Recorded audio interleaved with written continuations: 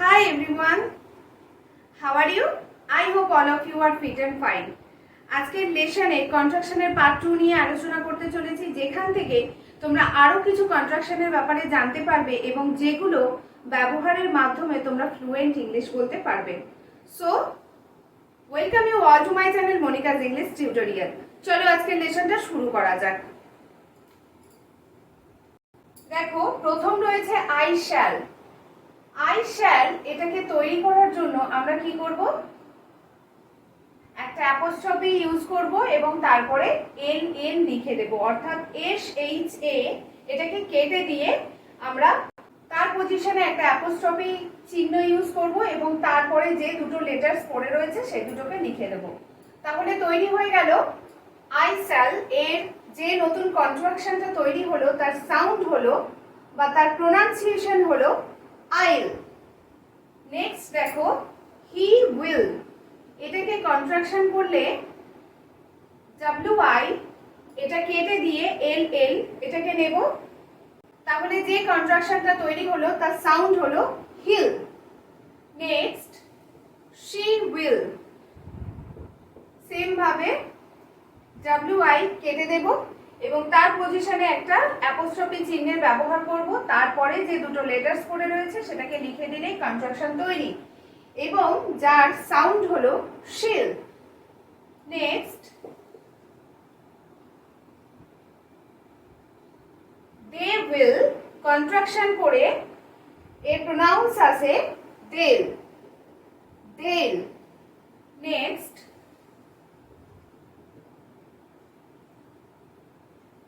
It will, এটাকে contracted from করার পরে যে নতুন ওয়ার্ডটা তৈরি হলো তার সাউন্ড হচ্ছে ইটল, ইটল।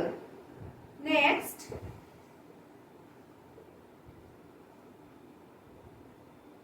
ইউ উইল, এটাকে কন্ট্রাকশন করার পর যে ওয়ার্ডটা পাচ্ছি তার সাউন্ড হলো ইউল, ইউল।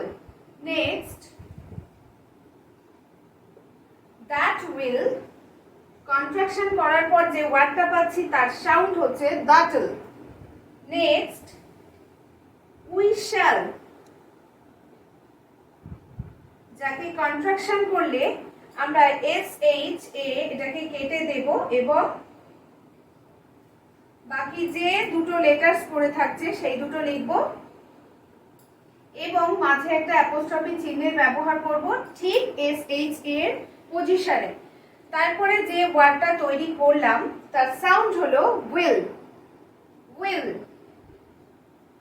নেক্সট আই উড, এবং এখানে দেখো একটা ইন্টারেস্টিং পার্ট রয়েছে। প্রত্যেকটা ক্ষেত্রে যখন আমি উড লিখেছি তারপরে অবলিক দিয়ে অর্থাৎ একটা স্ল্যাশ দিয়ে আমি হ্যাড লিখেছি। তো এরকম কেন হয়েছে?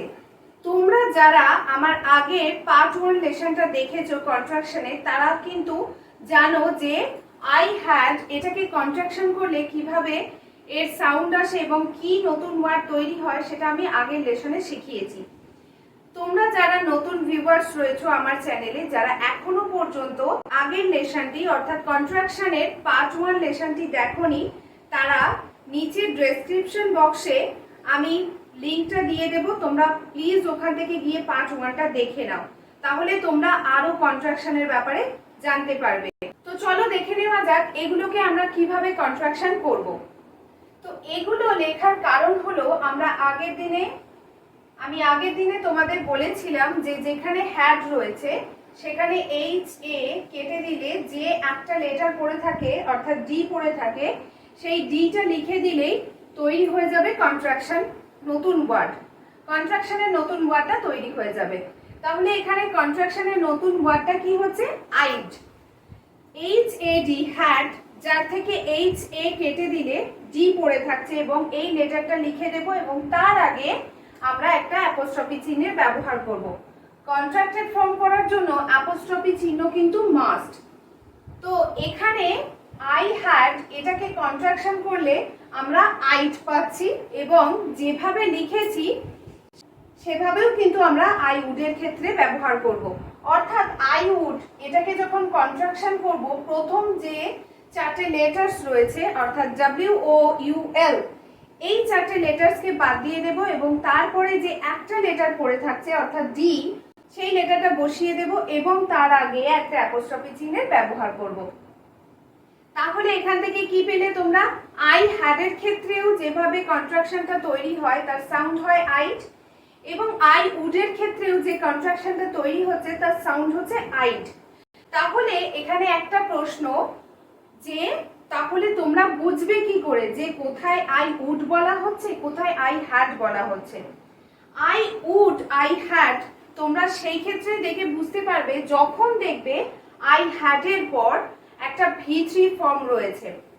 ভি অর্থাৎ V3, ভি বলতে এখানে ভার্ব বোঝানো হচ্ছে, তাহলে ভার্বের থার্ড ফর্ম রয়েছে। অর্থাৎ ধরো গো একটা ভার্ব, গো, ওয়েন্ট, গন, গনটা হলো থার্ড ফর্ম। তাহলে আমি যদি এখানে গন লিখি তাহলে এখানে কি বোঝা যাচ্ছে যে এখানে হ্যাড এর ব্যবহার করা হয়েছে।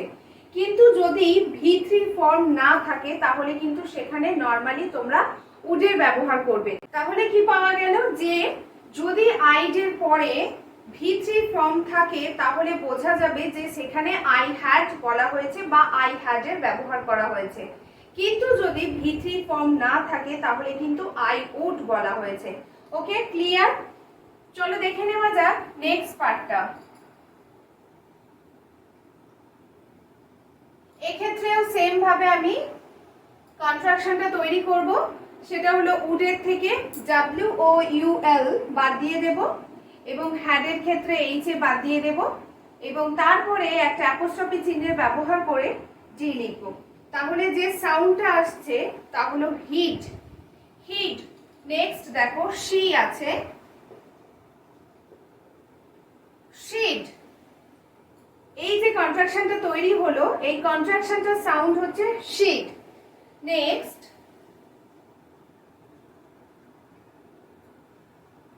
ডেড, দে উড বা দে হ্যাড, এক্ষেত্রে যে কন্ট্রাকশনটা তৈরি হচ্ছে তা হলো ডেড। নেক্সট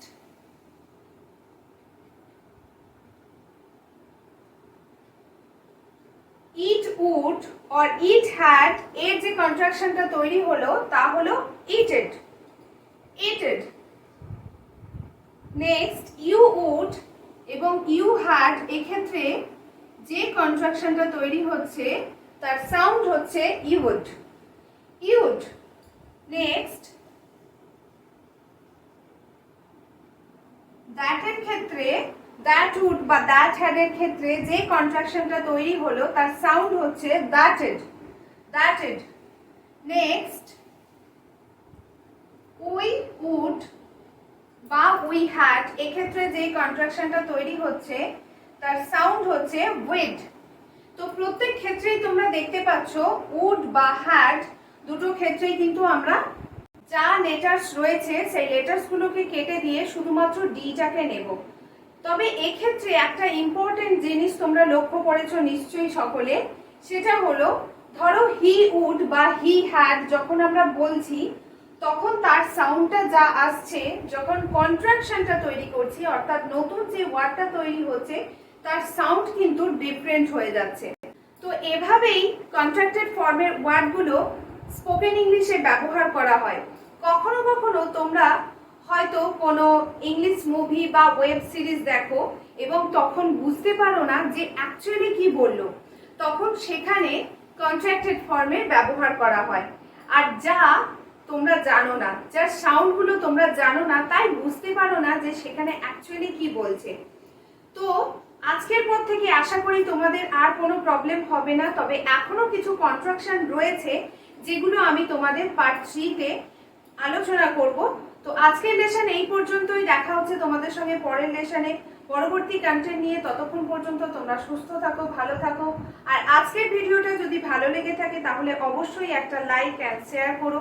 আর তোমাদের মধ্যে কোনো প্রশ্ন থাকলে আমাকে কমেন্ট বক্সে লিখে জানাতে পারো।